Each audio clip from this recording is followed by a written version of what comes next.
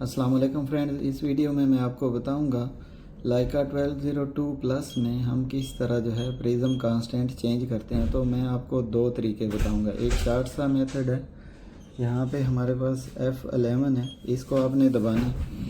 तो ये दबाने के बाद यहाँ पे ये स्टैंडर्ड ही रहे, ये नीचे आ गए तो आप इस की से आप इनको चेंज कर सकते हैं। ये देखें, मैं प्रिज्म कांस्टेंट चेंज कर सकता हूँ। मैं इसको वापस ले चलता हूँ जो हमने खुद बनाया अपने प्रोजेक्ट का। तो इस को जो है आप एडिट भी कर सकते हैं। इधर से आप एंटर करें, यहाँ पे एडिट के ऑप्शन पे जाके इसको चेंज भी कर सकते हैं। हमने 3 रखा हुआ है, इसको स्टोर किया हुआ है।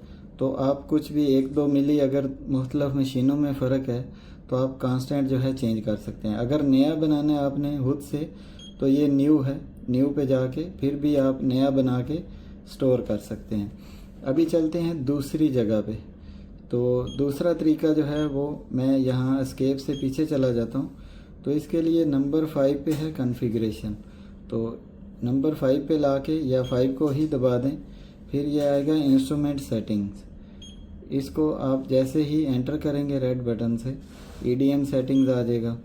तो जैसे ही एंटर करेंगे तो फिर वही ऑप्शन आ गया। तो यहाँ से जो है आप कांस्टेंट जो है चेंज कर सकते हैं। वीडियो अच्छी लगी हो तो चैनल को सब्सक्राइब कीजिए। मिलते हैं नेक्स्ट वीडियो में। खुदा हाफिज़।